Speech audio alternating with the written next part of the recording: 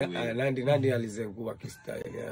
Ona Nandi sisemi alizengua kwa ubaya, lakini pia ilikuwa kile tukitaka kutoa ile kazi.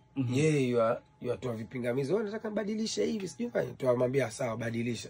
Akibadilisha kituma watu mara paka inabidi tumwache sasa Jalango tuambie bwana.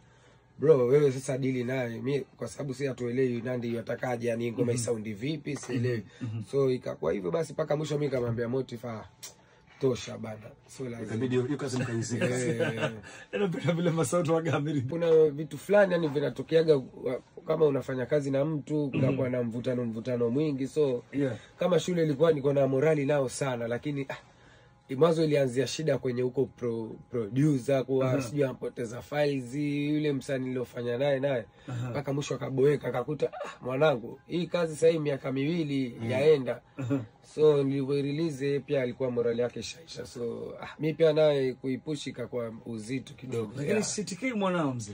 Ilikuwa by bad luck kama ni sijui yani kwa faida msikilizaji. Tunasema kwamba shule kutotembea ama kutowekeza zaidi kwenye kazi ya shule inatokana na delays zinazotokana na producer TK2. Hapana, so delay kutokana naye.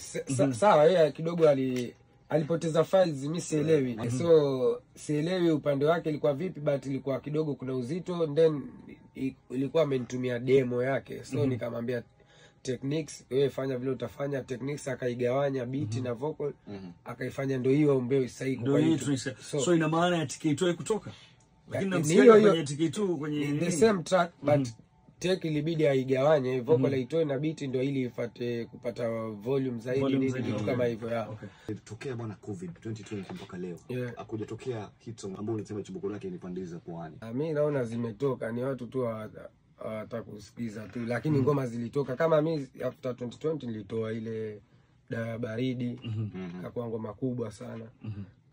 Kina Eko hawa kina KO kina nani wanatoa ngoma tu za hiti, watu sijui wataka hiti kwani hiti afaika vipi.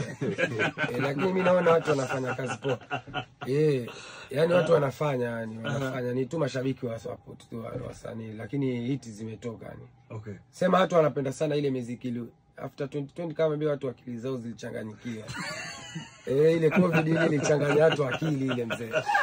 Kwanza mifuko paka vichwa. Hamna hela, hamna chochote mzee. Masauti, was there a reason kufanya remix ya Dawa Baridi? On a sincere note. Yani kufanya. Was there a reason kwa sababu to me up to date hujaelewa. Sija ile remix haikufikia matawi ambao uliweka the original song. Labda wewe kwa Sid maybe kulikuwa na impact kwake alihisi hivyo maybe, lakini kimimi bado ile original haitabaki kwa ile ndo mkali.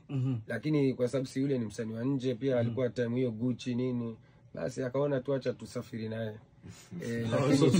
Lakini ile kwamba twende naye hivyo. Lakini labda mlishauriana kwa sababu